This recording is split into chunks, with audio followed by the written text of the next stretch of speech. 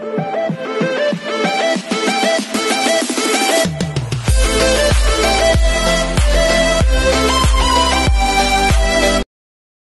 everyone, this is KJ Vlogs, a Filipino actor based here in Saudi Arabia, and welcome back to my channel. Agad-agad, gawa natin ito ng reaction video. Itong full interview between Kim Joo and Paolo Abilino sa What's Wrong with Secretary Kim Abduction.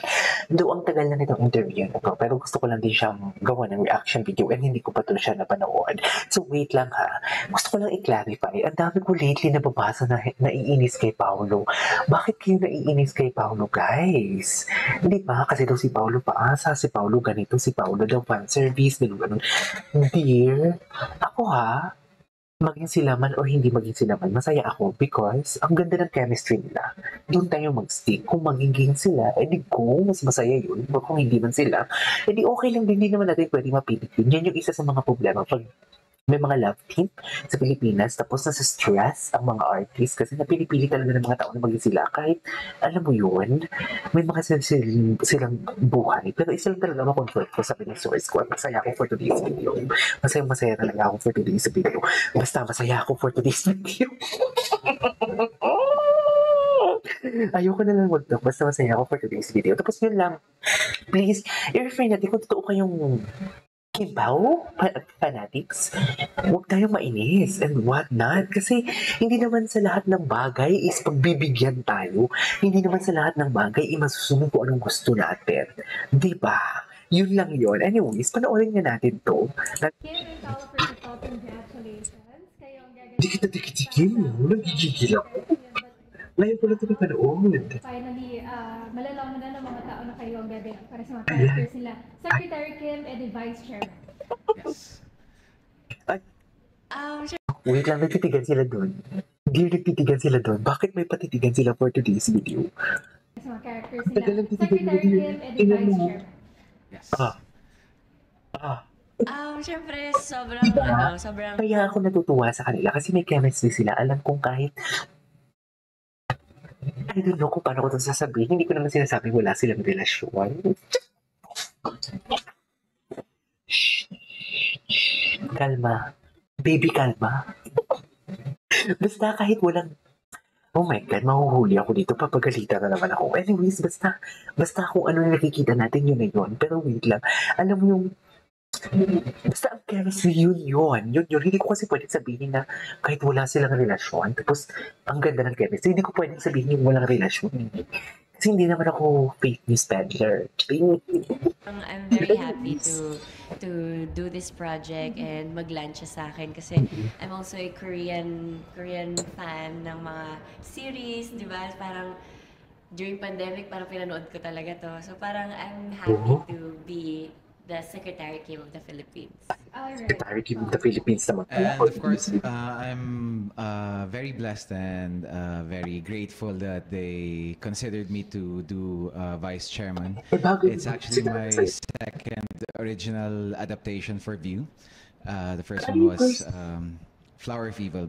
So I'm very excited to work with View again and very excited that I get to play such a different character from the first one. Of course, this is an adaptation. Hindi naman si Kim. Parang po ko dyan si Kim. Mga Pilipino, is there any pressure for the both of you na gumanap ng mga roles na to? Kasi pinanood din natin to mismo sa ABS-CBN, talaga pinalabas din yung series na yun. Any pressure sa pagganap ng mga roles na to? Wala naman. Ganun. Wala naman.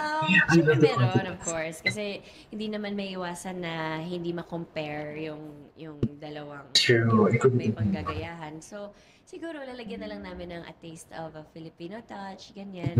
And a taste of our own acting din, kahit pa paano. So, yun. Hindi mo si Bobby na behave. How about you, Paolo? Meron ba? Oh, grabe yung pressure sa akin dahil everyone loves the Korean actor who played Secretary Kim. So,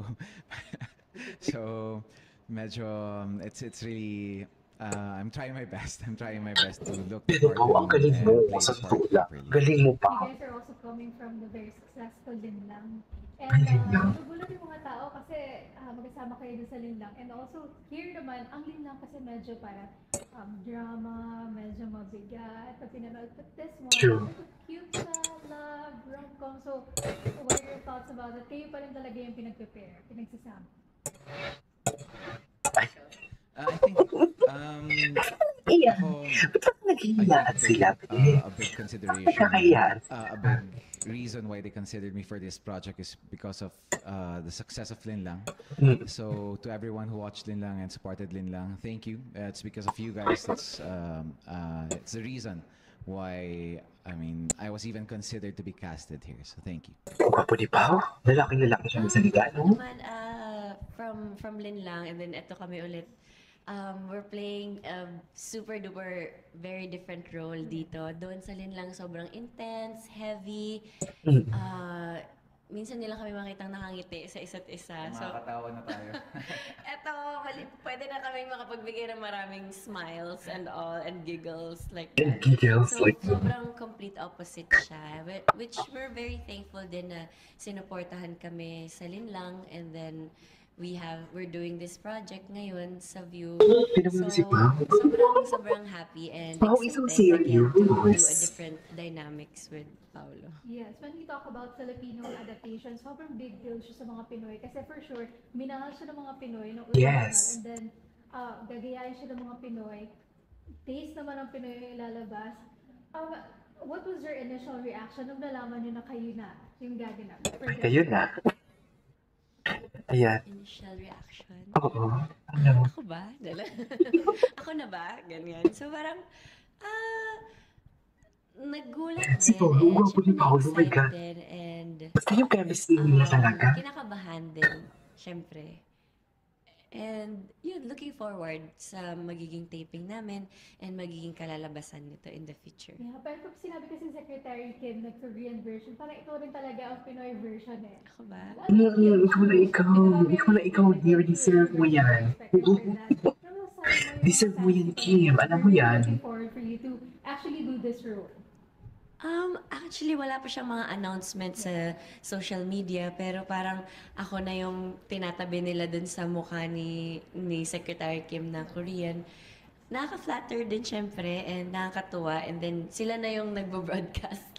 And yun, thankful din naman kasi sa akin napunta yung role, and then totoo nga yung mga hinala nila, ganyan. Ano lang, nakakatuwa na may mga ganong mga usap-usapan, but eto na siya, gagawin na namin siya. Excited to announce? Yes, of course. Super Sobrang, excited to announce. yes, oo. How about you, Paolo? Ako, I was really shocked when I Talaga was ba, asked Pao? Paano ang shock? to meet with everyone for a project with View, and I didn't expect it. There are some things I can't say on camera. I'm kidding. Si Miss Garlic nakatingin sa. No, but Gwapo ni I never expected Pao. to play vice chairman's role, and it's the pressure is really immense. So sana I'm just hoping that I give the role justice and give the original Korean series justice. Si Kim, we all know that she's a big fan of Korean K-pop, kahit yung mga Korean drama. How about you? Are you also a fan of like Sige nga. watching Korean? I just wanna know pa. I'm a very big fan of Korean movies.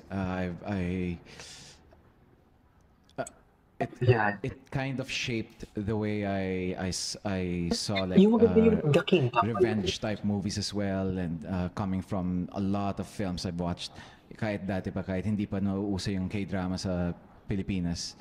I mean, hindi pa ganun kaputok yung Korean dramas here, but I've always been a fan of some Korean actors and a lot of Korean movies and directors. Yeah.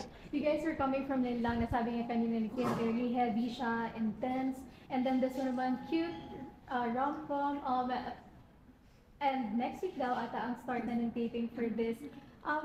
May ilangan mo ba kayong dalawa?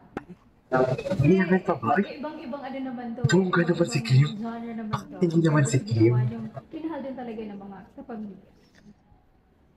Para sa akin mas nakakailang dahil it's a lighter drama, it's a lighter role for me Yeah. as well, and the dynamics are so different. So coming from Linlang, where Heavy scenes. Oo, parang puro mabigat. Parang alam mo na kung anong gagawin namin or alam namin yung direction ng characters namin dito. Parang kahit alam namin, Parang pagod siya. hindi namin alam kung paano gagawin or paano atakihin. Yeah, and also for you, Paolo, parang lagi ang role mo medyo dark siya, Yes. mga ganyan. So ngayon magla-light ka. Is this your first time again doing parang mga ganito rom-com? Yes, it's been a while since I last did something, Rom-com. a rom-com or Kasama si G. comedy. Si Ogie.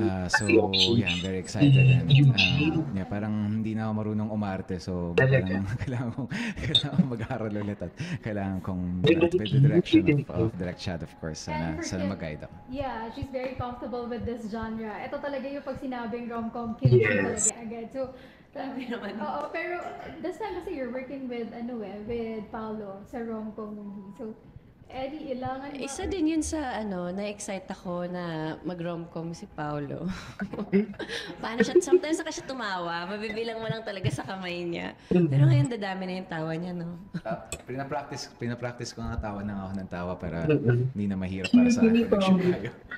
So, mas minsan lang siya tumawa and, sorry, Ay, parang may sakit. hindi ko pa talaga siya nakikita na May sakit full, ka dito si full Kim. rom-com. So, it's parang na-excite din ako to see him and to do this project with him. Alright, well, invite everybody to watch. Lalabas to ng 2024?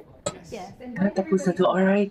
There you go, guys. That is all for today's video. The full interview of Kim Chiu and Paolo Villar on Secretary Kim adaptation sa ABS-CBN News. Okay, yun lang. Maganda din naman pala itong interview na to. Kaso nga lang parang may sakit dito si Kim, no? So yeah, that's all for today's video. This is KJ Vlogs and see you on my next vlog. Bye!